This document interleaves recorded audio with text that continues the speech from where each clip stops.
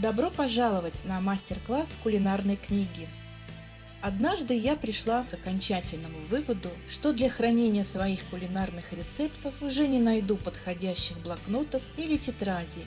Какими бы они привлекательными ни казались, ни одно из этих творений так и не прижилось. Я постоянно выдергивала листы, потому что мне не интересно такое простое заполнение без возможности дополнить текст фотографиями, рисунками или даже засушенными травами, которые мы добавляем, например, в чай.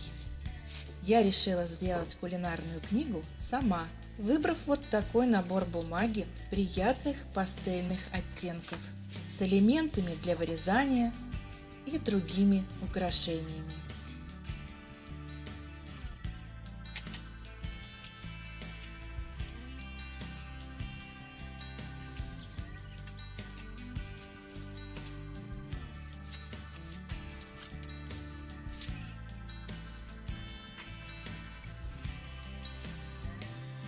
Для работы понадобится черная бумага.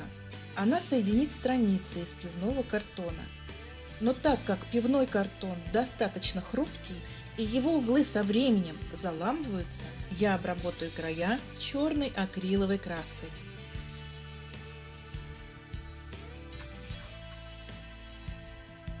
Канцелярские зажимы, без которых я не могу обходиться в изготовлении альбомов. Для оформления внутренней части книги нужна тоже черная бумага, плотностью 150 грамм, но не более. Все измерения провожу с помощью металлической линейки и острого карандаша.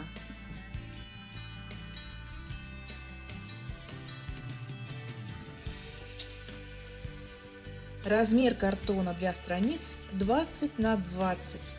Этого вполне достаточно. Как собрать и сшить такую обложку, выполнив декоративные строчки, покажу в отдельном ближайшем мастер-классе. В последнее время я все чаще стала использовать в работах неодимовые магниты. Полюбила их за два основных качества. Это их мощность и незначительную толщину, благодаря которой они удачно прячутся под слоем бумаги. Чтобы основную книжку как можно меньше травмировать и не испачкать на кухне, я решила встроить в нее съемные книжки различных размеров для более подробных и самых коротких рецептов. Из этой толстой книги я выберу несколько страниц и объясню, как их делать.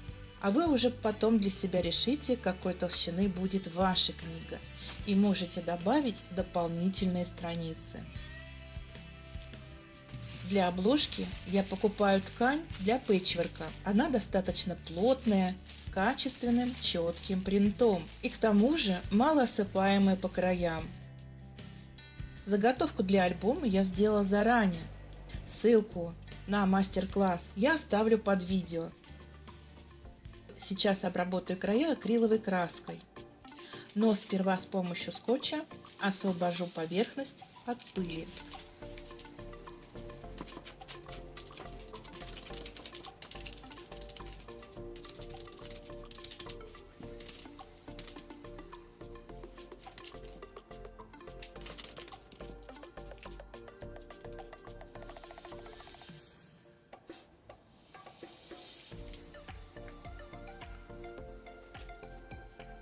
Наношу краску вот такими движениями, распределяю ее равномерно по всему срезу. Особое внимание уделяю углам.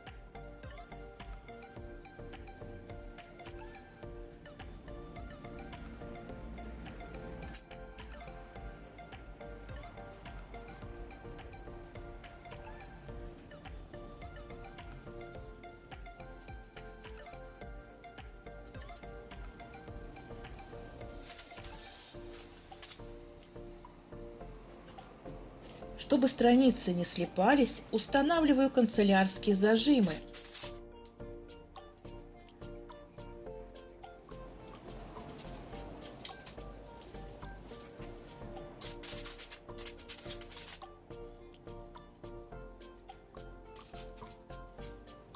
Перехожу на внутреннюю часть и затрагиваю отступы от края приблизительно на 5 миллиметров.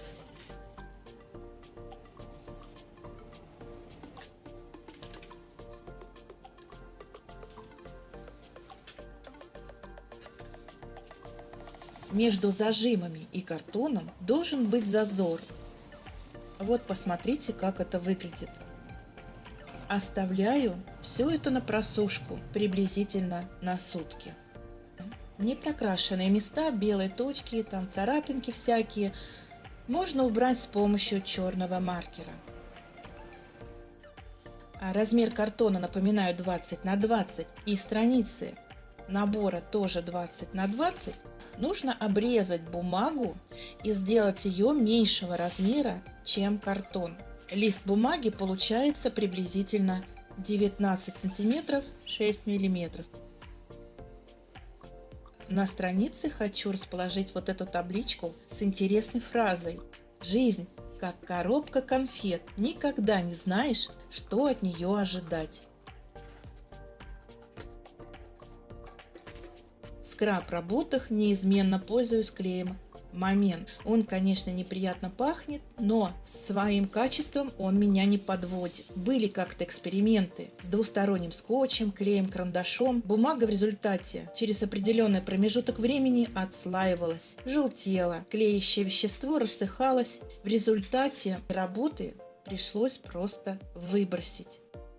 Ставлю метки карандашом, чтобы все детали располагались ровно, с отступом от края. Это будущий карман для маленькой книжки. Его размер указываю вверху. У сгибов немного срезаю углы. Нахожу центральную точку, которая мне поможет вырубить полукруг по центру.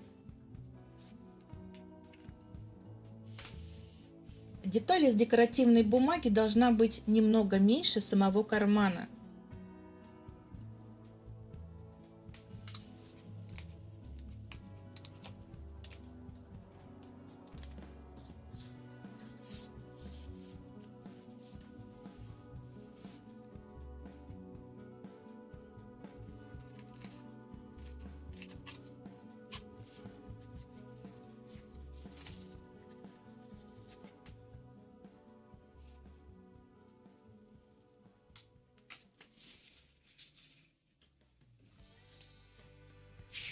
И теперь подгоняю заготовку для книжки, тоже черного цвета, к этому карману. Внимание! Ее размер можно регулировать до момента ее оформления.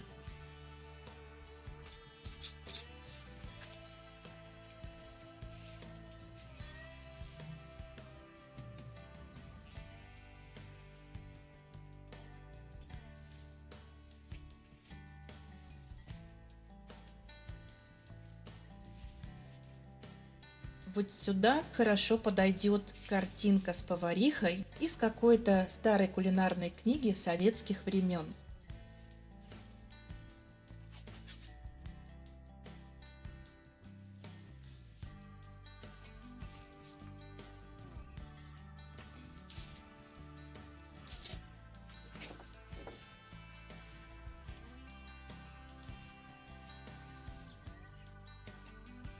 Из офисной тонированной бумаги сделаю вкладыш для записи рецептов.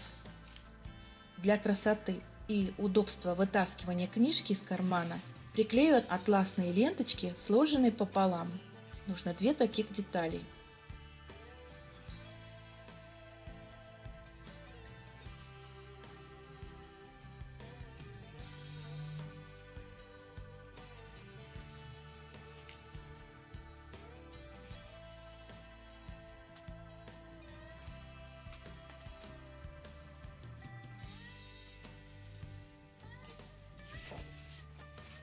Теперь закрываю внутренние части.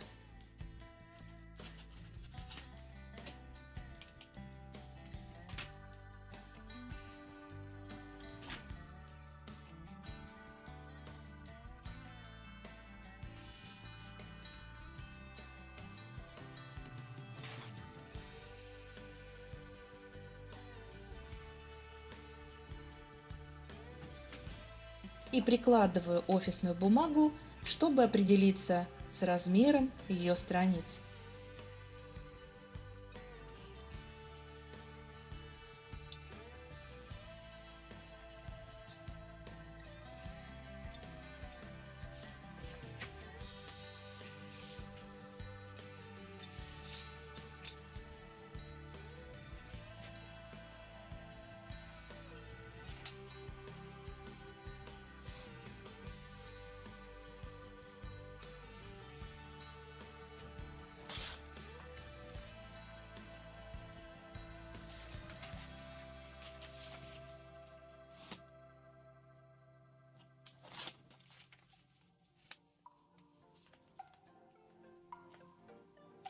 Проверяю, не нужно ли отрезать лишнее.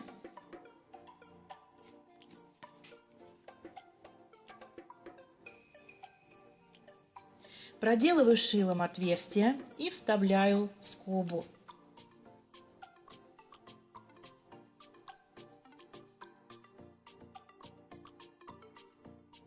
Для маленьких книжечек достаточно одной штуки, но если книжка большая, то нужно вставить 2 скобы, чтобы вся конструкция не ходила ходуном из стороны в сторону.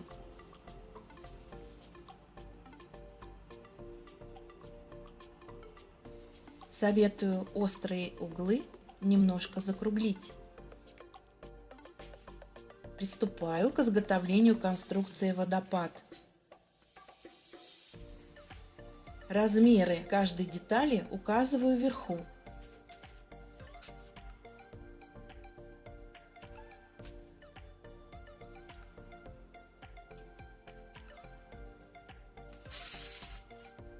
Вот так деталь выглядит сбоку.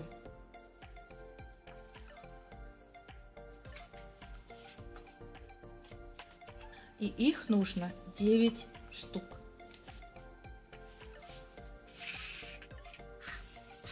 Собирать водопад начинаю снизу.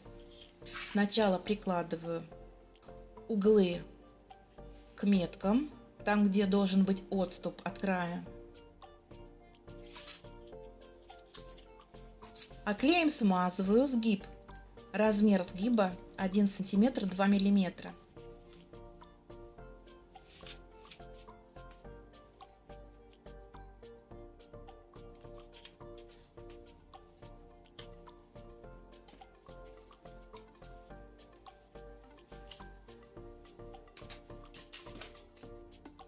Остальные части ступени водопада приклеиваю в стык подгиб к подгибу, не оставляя зазоров и выравнивая все по краям.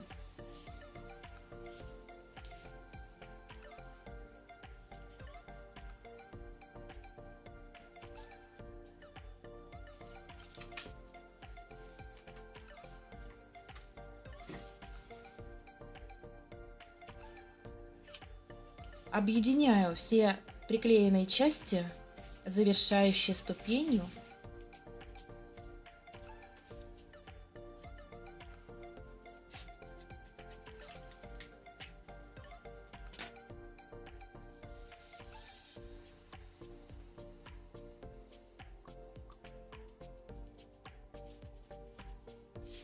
Верхнюю часть декорирую бумагой.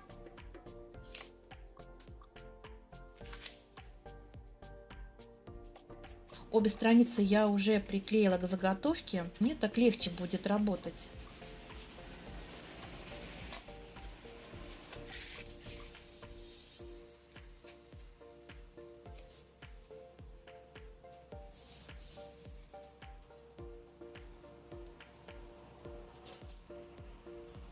Устанавливаю магнит. Сначала к нижней части водопада.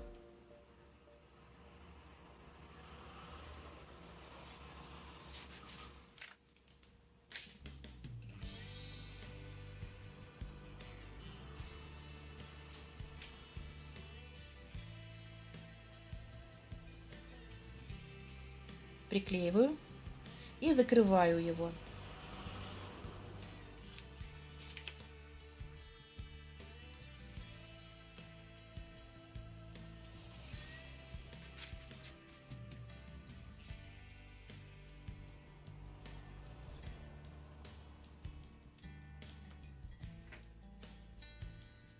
Определяю место второго магнита.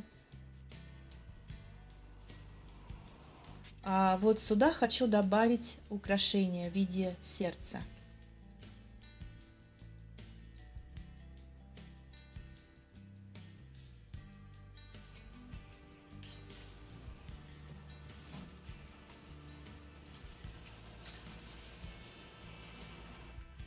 Приклеиваю на черную бумагу, чтобы потом получился контур.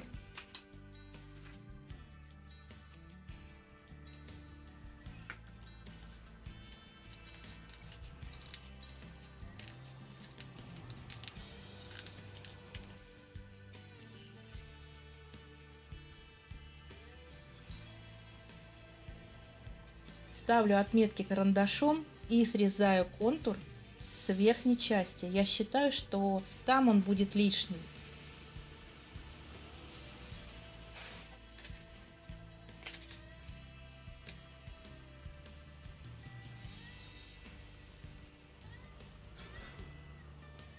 Клеем смазываю только половину, ту часть, которая будет находиться на зеленой бумаге.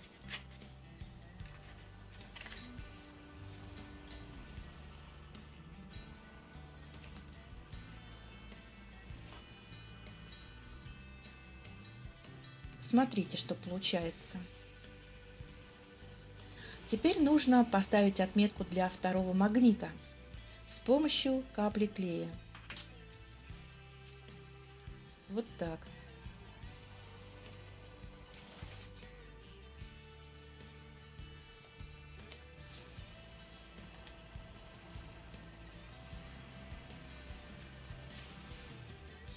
И теперь закрываю его бумагой. Сначала обвожу деталь и вырезаю ее чуть меньше по размеру.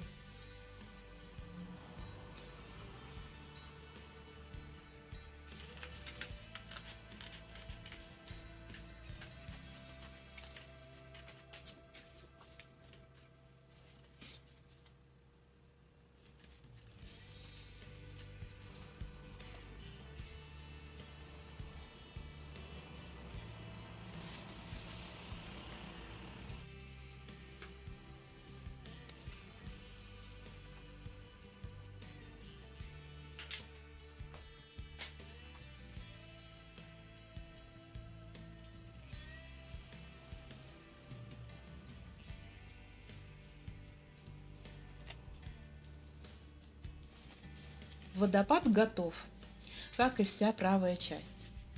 Перехожу на левую сторону. Здесь будет большой карман и большая книжка.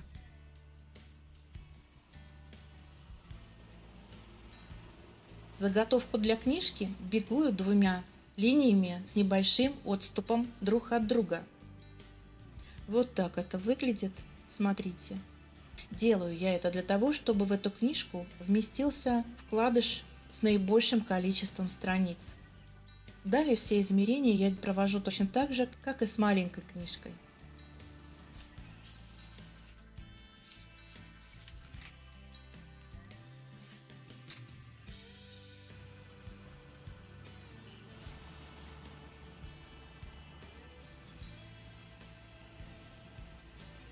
По размеру все подходит.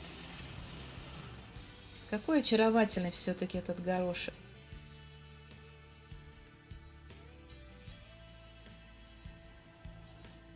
В проделанные шилом отверстия вставляю скобы.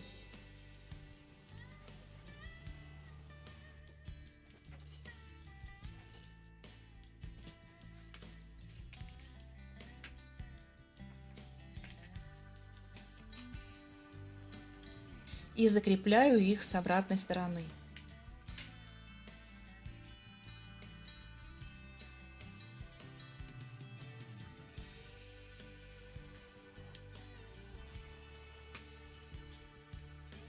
И теперь очередь кармана для книжки. Все размеры указываю сверху.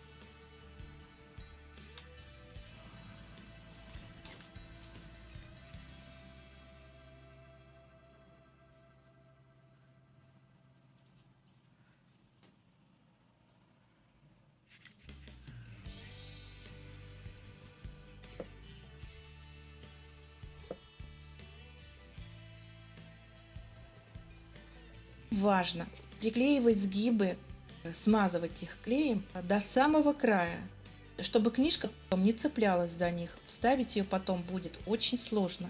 И исправить работу тоже. Декорирую карман.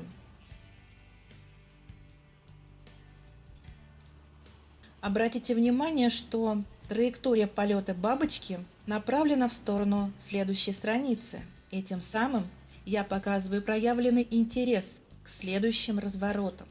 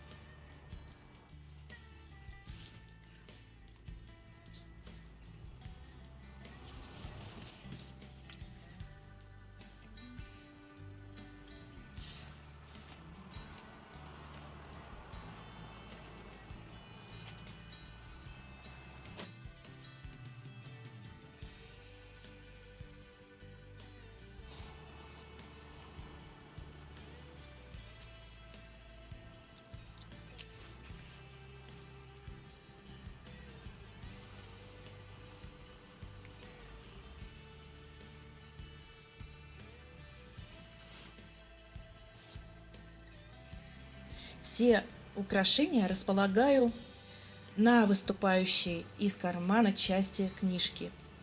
Так они хорошо видны и ни за что не будут цепляться. Центральную часть оформляю самыми подходящими элементами. Сначала присматриваюсь и потом уже приклеиваю.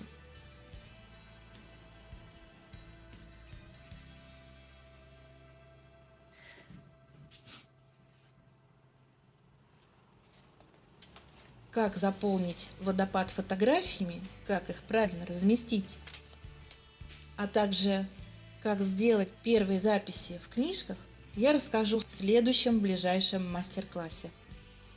А сейчас прощаюсь с вами. До новой встречи!